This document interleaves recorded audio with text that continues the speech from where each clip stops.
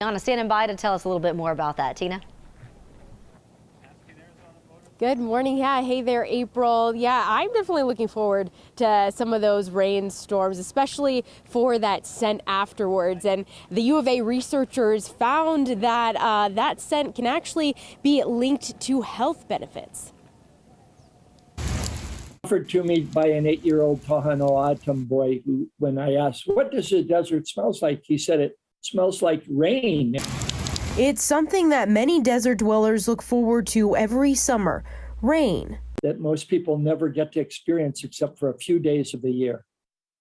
And with the rain comes an extra treat, the post-rain smell. We're probably one of the most fragrant landscapes in the world, but most people from the outside don't notice that unless they get to experience it during the summer rains. The team found that the smell comes from plants releasing oils. They build up a coat on their leaves of oils to protect them from sunburn and water loss. So along with prior research, the team found that this scent brings many health benefits.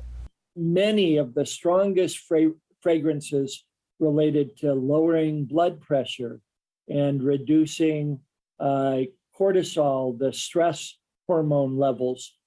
So in order to harness that smell, researchers at the U of A's Southwest Center are looking to place plants together in fragrance gardens across town, including Tumamoc Hill. Moisture beneath these plants and a lot of plants out in the desert. So we should get those desert smells in more concentrated doses and for a longer part of the year. They're also looking to put a fragrance garden near the U of A's Health Center. Calm people down and start the healing and stress reduction, that then the doctor can take care of the particular symptoms. Yeah, they're looking to put one right here at the base of Tumamoc Hill, and he says hopefully this idea will spread across the state. Tina Giuliano, KGUN 9 on your side.